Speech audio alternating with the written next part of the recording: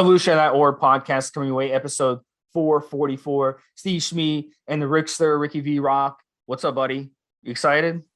Hey, what's up, Steve? What's up, guys? How's everybody doing out there? Always, man. Always ready to go. So we have our myth, bro science series continues. We talked about steroid myths. Then we talked about diet myths.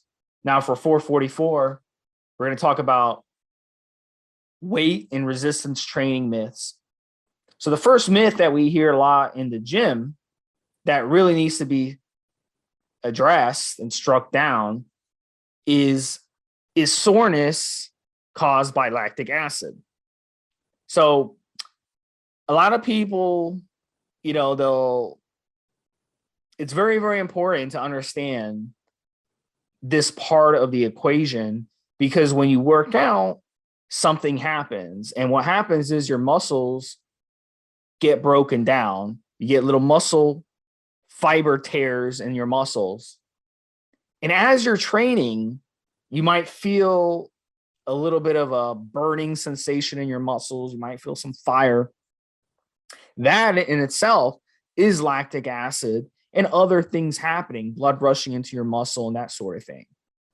But at the end of the day, you usually don't feel sore after a workout. It's maybe later on that day or the next day or even 2 days after, you'll feel this soreness in your muscles, especially if you change your workout or if you're new to training or you're doing a lot more weight than you usually do, something where you're really shocking your body. So is that lactic acid causing the soreness? And the answer is no. What causes that soreness is the same thing that causes people to be sore who get in car accidents. Is that lactic acid? You're sitting in a hospital bed, you just got in a motorcycle crash, and your entire body is sore. Is that from lactic acid? No. Your body just went through a traumatic, stressful experience. It wasn't conditioned to go through that. Either, like I said, you could have changed your workout or it shocked your body. It could be that you're new to it. You don't have the conditioning yet. But you notice if you do the same workouts consistently over time, you don't get that crazy soreness that you would get if you took a couple months off of weight training or even a couple weeks and then went back and did a crazy workout where you could barely walk, because of the soreness. So that soreness is basically your body sending out inflammation in trying to repair the damage that was done. And then if you do the same workouts over and over, your soreness would get less and less and less and less because your body doesn't freak out. Your body becomes conditioned for those types of workouts. We see this with professional athletes all the time, rookies who come into the league, like let's say the NFL, they're used to in college only playing 10, 11, 12 games, their college season, and then they'll play a bowl game. But in the NFL, it's a 17-week season. You also have preseason. You also have training camp before that. And then if you make the playoffs, you have a playoff as well. And it could be one playoff game, 2, 3, even up to 4 playoff games. If you make it all the way, if you're a wild card team, you make it to the Super Bowl, that's 4 extra games that you're playing. So, professional football NFL player, you're playing, if you count training camp, if you count preseason, if you count the regular season and the postseason, you're going like more than twice as many games. So you see this a lot with these players. They'll go half the season and they'll fall off a cliff toward the end for that reason. Their body isn't conditioned yet for that type of trauma. So they'll get really, really sore as the season goes on. So it's the same thing with our bodies too. So it's important to differentiate between, I'm getting, lactic acid causing this, and I have to flush out my lactic acid to reduce my soreness. Now, how do you cure soreness? That's another thing. In my experience, okay, I've tried everything to cure soreness. The one thing that's always worked for me, and that gets me going in the right direction, is good quality sleep. Like I could be sore after a workout for like 2 days, 3 days, and the soreness isn't really going away. And then I'll have a really good 9-10 hour sleep. And then the next day I'll wake up and the soreness is pretty much gone. So if you want to repair your body, you have to, if you want to get rid of that soreness, you have to get good quality sleep, not just a lot of sleep, but good quality version of sleep. So Rick, what are your thoughts on this? Maybe any points that I missed? I've been guilty of believing this this myth myself, that the soreness was caused by lactic acid. It's really the injury, the micro tears to the muscle that are necessary for growth, for the muscle to adapt and grow, right? So yeah, I mean, lactic acid definitely contributes to the burning sensation at the moment you're doing the exercise quite a bit. But once that is gone, then what's really make you feel sore, and maybe the muscles, like they're kind of not flexible anymore. Like stretching really hurts. Really are those that the tears from those workouts. And even if you don't take steroids, just naturally that pain begins to go away a little bit as even the nerves adapt to not make you feel pain over the workout. It's just a whole process of adapting. Also, one thing real interesting, I saw this. I like watching documentaries and stuff. There's the Discovery Channel documentary where they kind of examine athletes under laboratory conditions, and Randy Couture, former UFC champion, a couple weight classes, they tested him with his lactic acid levels would do while he was trying to hold on to a submission. So they had him hold this big guy in a guillotine position, which is one of those positions where strength matters because you're trying to get him just in the right position to submit. So they were testing his lactic acid levels, and since he's such a well-trained athlete, his body is able to get rid of the lactic acid out of the muscles as he's creating it. So that even your ability to, as you're training, to have the lactic acid exit the muscles, it can be increased. And they're athletes, some great athletes we know that just naturally, genetically, their bodies are able to just get rid of the lactic acid. Their muscles don't burn and hit failure the way that yours and mine's would. Even just genetically, they're just have that ability. Dennis Rodman is one guy. People used to other players used to say he would, after the game, he'd go in the locker room and get on the treadmill for an hour after a game, just to let off some steam. Some people just kind of have it, and it's a big factor that also affects performance quite a bit. Just wanted to add that. I know it's a little bit extra to what you were saying, Steve, but just wanted to add that in. Anything you think of what I said? No, I think we should move on to the next one. The next one we're going to talk about is one that you wanted to discuss, called the anabolic window. Is this true? And I'm going to let you kind of take this one, but I just want to, just mention the people during the 80s. Bro science was at its peak because guys were getting their information from bodybuilding magazines, and the people writing for these bodybuilding magazines were, they had no ability to know what the hell they were talking about. So they just pull shit out of their ass, and that's how bro science gets passed. Now, and Rick, I have to credit you for bringing this up on prior podcasts and bringing it up to me, off the podcast. But now if someone says something outrageously ridiculous, such as the first one we said, does lactic acid cause soreness? You can just Google it and find the actual science and prove someone wrong. But they didn't have that in the 80s. So these magazines could put out anything. And one of the things they would put out, because the guy who was writing these magazines, he was involved heavily in selling protein powder after your workout. So he'd want people to believe that there was an anabolic window so that people would buy his protein powder that he was selling, and taking advantage of that quote unquote anabolic window. So Rick, tell us the science behind this anabolic window myth. Just want to add that the first time that I came across the anabolic window claims, I think it was my first time in a supplement store looking for some protein powder to supplement my diet.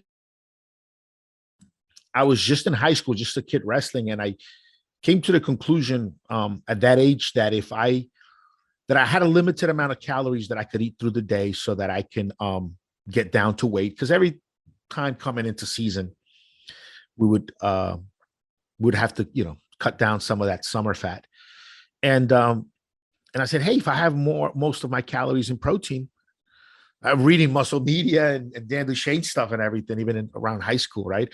I read about steroids and got familiar with them years and years before I actually used them. But I said, give me a protein powder. I'll have a bunch of calories that way. And I went into the store looking for a good a protein powder, and I picked one up that was on a corner, stacked up, a corner display. And I started reading the label, and it talked about the anabolic window. Must have been mid-90s. Just talked about the anabolic window, how I needed to use this specifically 45 minutes, no more than 45 minutes before training, because that's when the muscles need it. That's the anabolic window. If you miss that, you're missing out on the growth. And I felt like I needed to take that tub home and make sure to have a scoop of it 45 minutes after weightlifting and training and such. And I would actually I'd actually bring a little bit of protein powder in a container or a baggie or whatever to actually mix my protein in disgusting locker room sometimes. You know what I mean?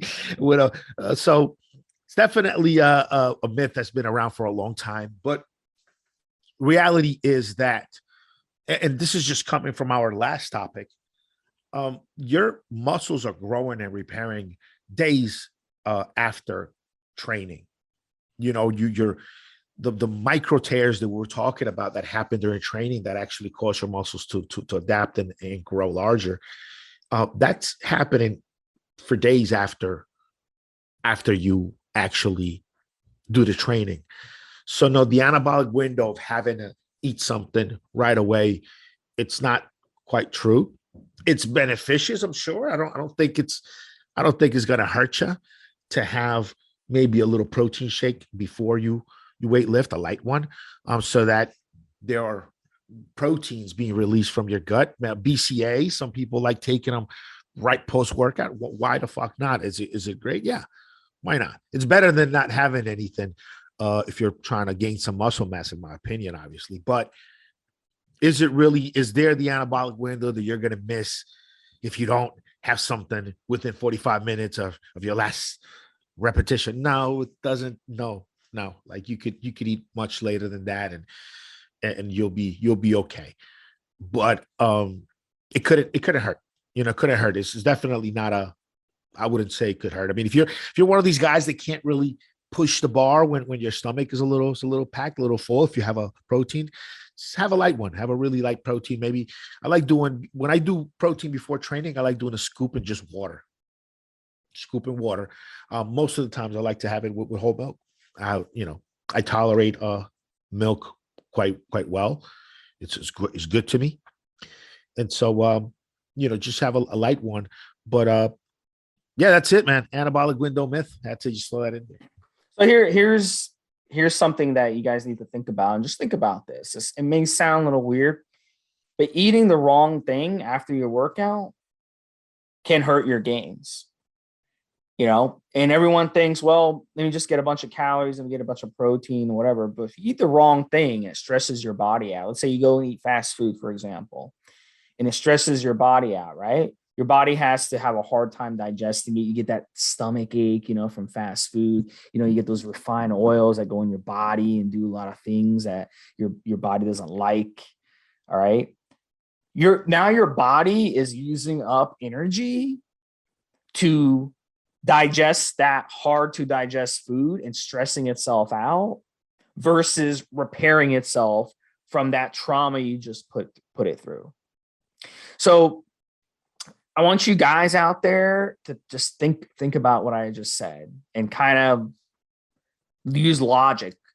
Why not, after you work out, go home, cool down, get your heart rate back down, and have a good quality, well-balanced meal. Good quality, well-balanced meal that's easy to digest, so it doesn't stress out your body. And then either take a nap if you can. If you work out in the morning, get the workout in, go home, maybe eat, or even better, take a nap and then go to work for your normal 9-to-5 job. If you work out in the evening after work, come home, get a well-balanced meal, and then get a really good night's sleep. And that will help your gains.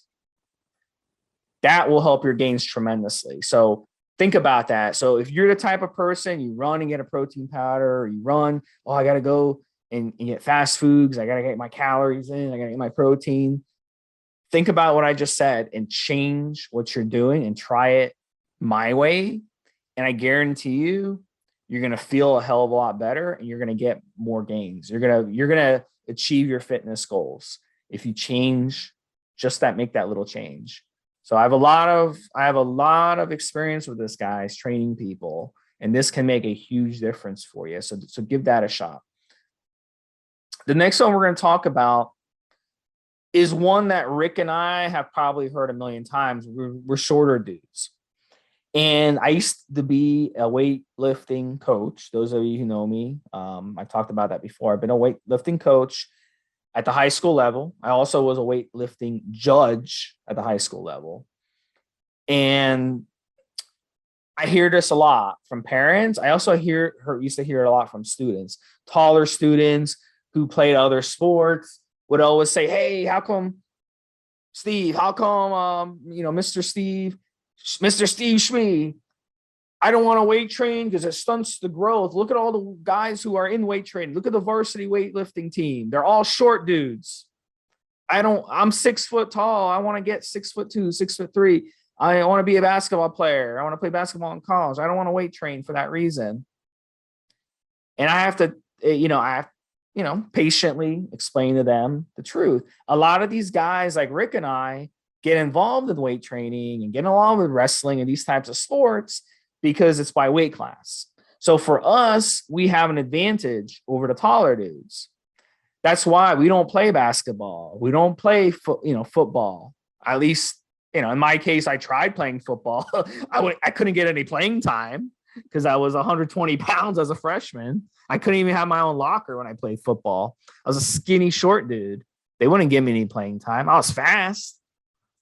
But with weight training, oh my gosh, as soon as I got in weight training, 120 weight class, and you're strong as fuck. You're strong as fuck and you won't weigh nothing. You're going to destroy everybody. So that's why a lot of short dudes get into weight training and wrestling and those types of sports. So it's not that they get into it and it stunts their growth.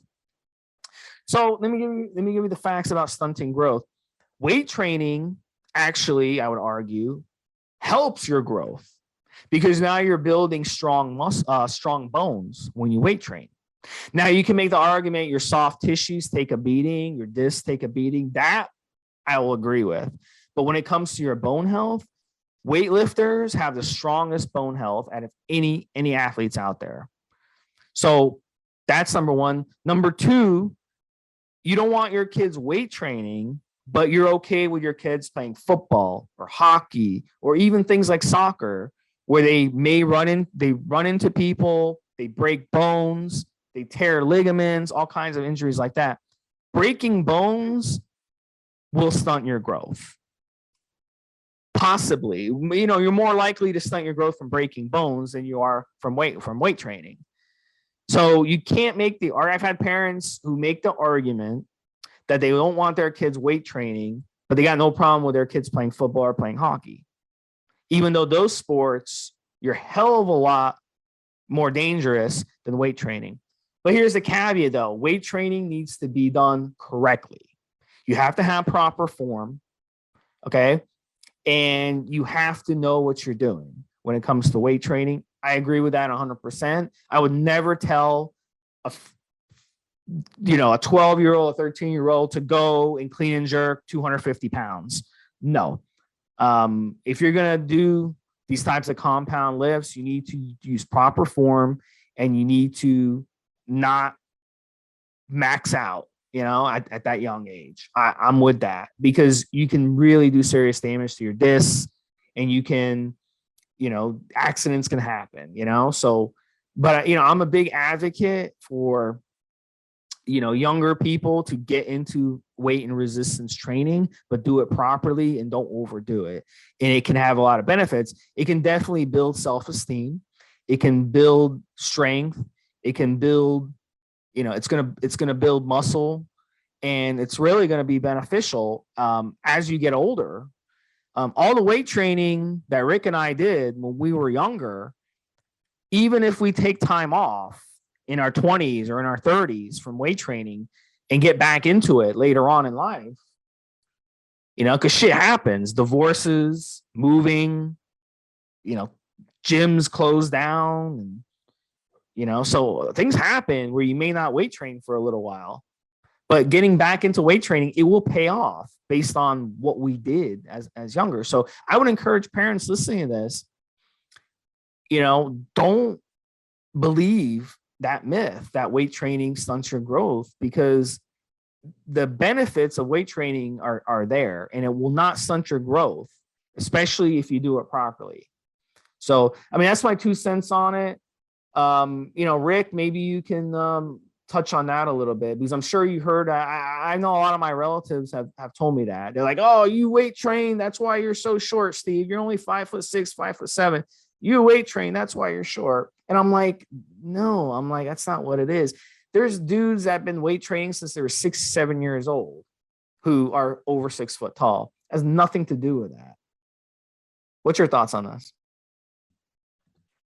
It's like the old myth they used to say, if you wanted to get taller, you'd have to play basketball, and that would somehow help you stretch your body out. I've heard this growing up when I was a kid.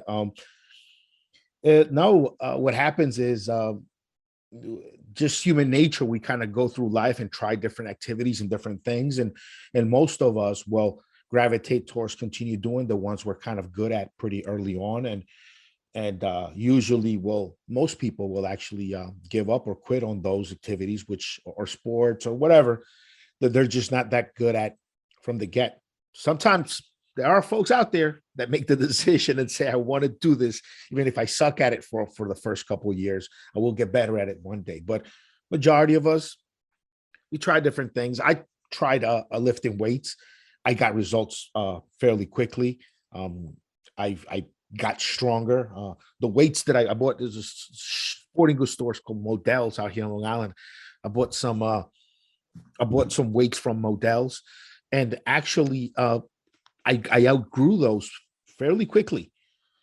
Some exercises that were pretty hard to do at the start with those dumbbells at the beginning of that summer. By the time the summer was coming to an end, about 3 months later, I was throwing those things around, doing flies, curls, presses. Everything I could with those dumbbells. And so, yep. It just took to me, and I like weightlifting. I tried different sports. I worked as a kid always, even from junior high school. I had little jobs, so I couldn't really do 2 or 3 seasons of sports. I could do 1 season. So I tried like soccer. I tried a couple of different sports, and wrestling I was just good at. I was always the best wrestler among my friends before we ever trained, just in the playground. Kids knew, but then when I got in there and I started doing it, I got pretty damn good at it pretty quickly. In my first year, I was beating guys that had been wrestling for a few years already. So it kind of, I just kept doing that. Soccer, I had good control of the ball, but there were other kids that had been playing longer, knew better. I did, a couple other sports. I can't remember. It's all junior high stuff, but yeah, so that's kind of what it is. You try things, and it just turns out that a lot of guys that are tall do really well in basketball. And it just turns out that a lot of us that are kind of short and stocky do really well weightlifting, and it's what people gravitate towards. So next actual topic has it's a little bit of a spinoff on this too. Standardized weight training and even diet programs. Standardized weight training and diet programs. So there are definitely a lot of coaches out there that give people standard programs. You know, these Instagram coaches, these guys that are coaching you on weight training, and then they're listening to some guy that's coaching them on scaling their fitness client business, you know, by tenfold. And they're really just making this cookie cutter kind of training programs. And look, there is some value in that. If you're just a real hardcore newbie, you're just getting started, it's fine. It's great to just get a standard program from a coach and rock that shit out. But what you need to do is you need to kind of, over time, you yourself try different programs, try different things, and figure out what works for you. Because what works for you doesn't quite work for everyone. And not the same rep range gets the same response in the same muscles. You know, Kai Green is one guy that I've followed his workout, and I like it. He thinks that biceps and triceps, in order to grow, need 20 repetition sets. 20 repetition sets in order for biceps and triceps to grow. You know, and it's different rep range per muscle group, and you kind of figure that out. Also, I talk I'm subscribed on this thing called Swiss Flicks. Sounds like porn, but Swiss Flicks, actually, they have a lot of lectures from coaches and experts in the field. I found them slipping sometimes, maybe saying some oddball shit here and there that's not quite accurate, but for the most part, very, very good lectures. And Charles Poliquin, is that how you pronounce his name? You know who I'm talking about? Talking about weightlifting coaches, right? Yeah, I think it's Poliquin. Yeah. It's Charles's first name or what? Poliquin. Charles Poliquin. Yeah, that's the guy. He says that basically some of his training students, clients, whatever you want to call them, some of them respond really well to intensity, and others respond really well to volume. What is intensity? I'll give you an example. Dorian Yates. Dorian Yates does training where he might do 1 or 2 reps per set. Of course, these reps last a very long time. They last just as long as you're doing 20. But that's all about intensity. And he was notorious for being in and out of the gym 45 minutes an hour. When he was asked, you know, why, he says, look, I wanted to be champion. I wanted to be the best. And if me being in the gym for 8 hours would mean I would be the best, then I would have done that. But that wasn't it. What worked for me was going in there with a lot of intensity, very, very short reps, and getting the fuck out. And that's kind of work for him. Then you take a guy like Ronnie, who's notorious for being in the gym, you know, few hours, 7 days a week, just killing it. And he also became champion. He also developed his physique to the best that he could. So in the end, really what works is you try everything and you begin to put together your program. You begin to put together what works for you. You look in the mirror, you keep track of how much weight you're doing. You keep track of how you're feeling, how you're performing. And then you'll begin to know what is the proper rep range for you. What are the proper exercises for you? You know, you should be trying different grips and different angles on back exercises, and then just snap some pictures of what your body looks like and what your body's developing like in your back, and then notice which exercises are really bringing out the kind of look you want, your chest, your abs. You know, some guys need to really train abs a ton to bring them out. Other guys might notice that, hey, just keeping my abs tight all day long doing a little bit of ab exercise, sucking my abs in, will keep them nice and tight. If I do too much, then they'll begin to grow a little bit. They'll begin to get thick. It's not the look I'm going for. There's a lot of genetics that come into play when it comes to the way your body's is gonna develop. So the standard programs are just never a good way to go. You want to build your own program. You want to build over time by being real conscious of your progress, and just over time build the program that is going to work for you, and stick with the exercises and the movements that are giving you the results you want. If you want nice round shoulders, you identified which angles, rep ranges, which equipment, if you're going to use some, really help your shoulders, and which is a waste of time. And if you make this bodybuilder thing a lifelong endeavor, if you really make it something that you're into, and it's your hobby that you're most devoted to, if it only is a hobby, maybe you're making money from it. Who knows, right? But if you really treat it that way, you'll begin to learn and develop and pick up all of the different cues your body's sending you to know what works and what not, and what doesn't work. Some exercises, like I said, maybe just be worth abandoning. You might realize that doing decline bench does nothing for your chest development that you're not already getting from flat bench. Some guys might just be built that way. You might realize that, hey, military press, all it's doing is hurting my shoulders. I don't think I'm getting any bigger or any more fullness from it. I need to do lighter flies and work on different angles. Then the size starts to come out, and you watch your results. You know what you're doing, how you're looking, depending on the training you're doing. You're very conscious of it. And that's it. So I guess that's the myth. These standardized weight training programs. Champions train differently to what works for them. Coaches know that their different clients will have different needs when it comes to their training. And it's also up to the client, the athlete himself, to know what's really working for him, and discuss that and talk to the coach about it. Maybe the coach has experience with other guys that might have some of the same makeup that he does, and he can bring something new to the table that'll work. But really, like 99% of the podcast we do here is really about steroids, and that's a great niche for us to really be in, because Steve and I are one of the few people on earth that really understand steroids and anabolics to this level.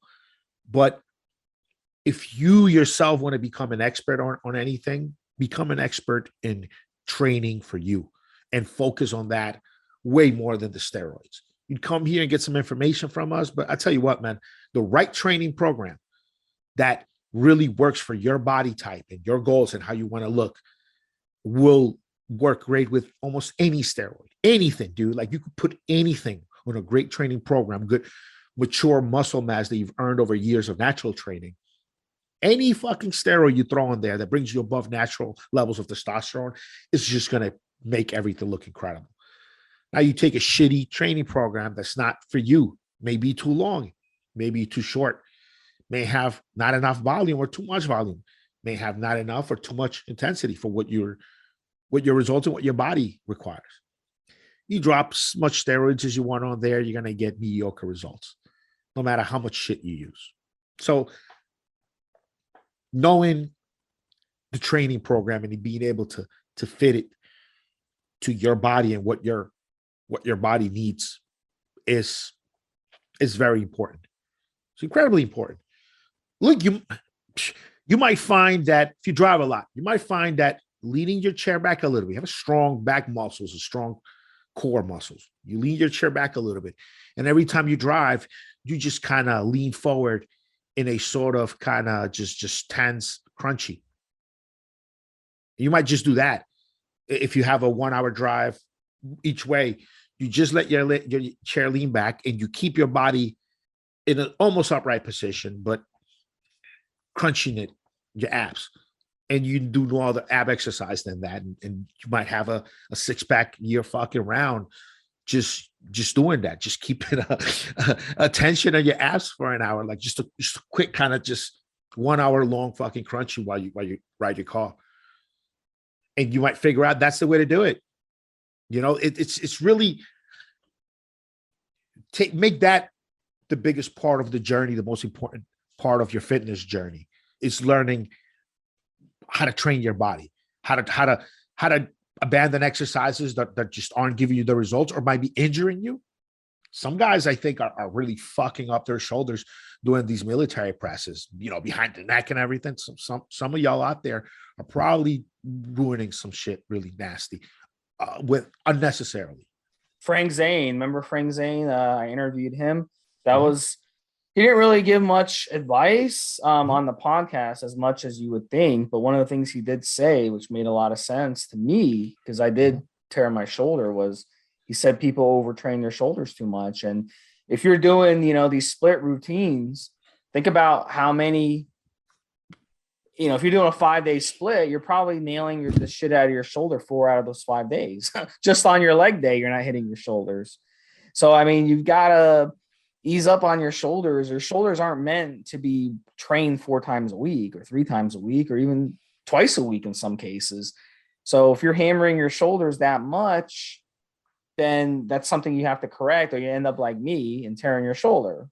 So I have boxer shoulders. I mean, my shoulders, the endurance for workload on my shoulders is fucking incredible. You know, when I hit the heavy bag for a long time, I could do a lot of shoulder exercises, and my shoulders, my delts are that one muscle that like I could do a set and don't need a lot of rest.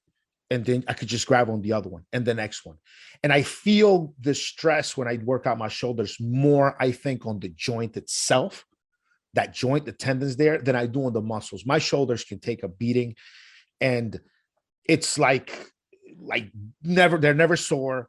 The weight the weight in between reps it's just I could really put down the weights, sit down, like just give it just like 10 seconds, go back and then do the same number of sets. It's not the same for my biceps. My biceps, you know, it's a different story.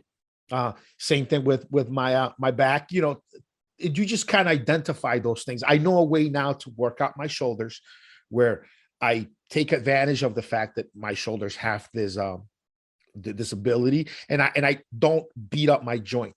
I'm still trying to get more. I think your shoulders should always be the focus. Shoulders and chest are probably the best focus of physique. But shoulders just look impressive as fuck when you're wearing clothes, and that's just, I think, I don't think your shoulders could ever get big enough. You know, I don't think your shoulders could ever be too big, in my opinion. I mean, I'm sure if you're in competition, some judge might disagree with me, but I mean, like, if you're just a guy walking around, and so, you know, use different weights. You know, do heavier weights at first, and then do light weights. And I even use the bench. I lay forward on the bench, and I use tiny 10-pound dumbbells to really work out. And I do sort of kind of a stretch out of that area at the same time I do my training. And it's just something I put together over time. And because if I would have just kept adding weight on the military press, just kept adding it on there, my shoulders would have taken it, and I would have kept just pounding on weight. And then one day I would have had a problem with my joint. So I realized, like, hey, I got really strong shoulders. They recharge really fast after training, after a set, but I can feel something deep in there, like a wear that's deep in there. It's not the muscle. All right, I need to cut out some of these exercises and focus on like hitting the muscle without stressing the joint. And just things like that, guys. Like, really part of your journey, big part is learning this training part, man. The train's the most important. If you need steroid advice, man, we'll be here. We can definitely educate you guys on it. But like, you have to, the work in the gym, you have to take notes down, journey shit, take pictures, you know, like really figure out what's working and what's really not, you know. That's it. We're going to get into this more, but at the end of the day, you know, weight training, resistance training, you're training your body. It's so interesting to watch people in the gym, like watch experienced females in the gym, watch them work out. It's like a duck in water. because females in the gym aren't trying to, they don't have that ego. They're not going there like some guys. Like, how many guys, like, they'll go next to a chick or even another guy, they'll try to push a bunch of weight just to show off, but they'll do it with crappy form. But like, watch someone who's not an egomaniac and watch them train. It's like, wow, they're so graceful when they weight train. Doing dumbbell presses, for example, they're so graceful. Why is that? Because they've been doing it so long. Their body's so conditioned. So when you're weight training, it's not just about that. It's also about breaking down the muscle, and it's coming back stronger each time. And, at the end of the day, it's all plays a role. Sleep quality, nutrition, your mentality, being positive, eliminating the negativity out of your life, eliminating the stresses out of your life. All that plays a role in how successful you can be. And a lot of people, they join a gym, they're there a month, maybe 2 months, and then they quit. And they have like a year contract, and they pay that entire year, and they only go to the gym a few more times the rest of the year.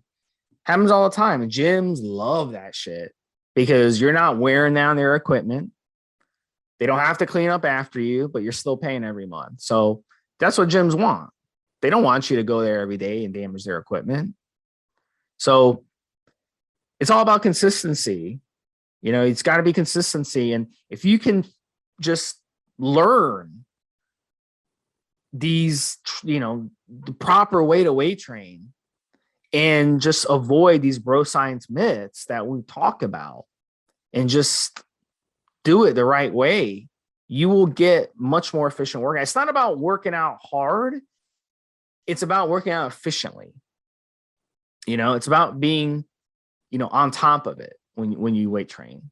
That's how you're going to build size. Give me someone who goes in there for 20 minutes and does it the right way over the guy who goes in there for an hour and a half and leaves the gym unable to walk. Give me that guy who does it the right way for 20 minutes. He'll have the better results if he does it the right way in that 20 minutes. It shouldn't take you an hour and a half to weight train. And that's another myth that we can talk about in a future episode. I would like to touch on that too. This whole myth about, weight training for hours and hours and hours and it being beneficial. So that's another one we'll get to in the future, guys. But let us know what you think about these myths episodes. We'll definitely hit them up. So episode 444, we'll talk to you guys next week. Take care. Have a good one, Steve. Have a good one, guys.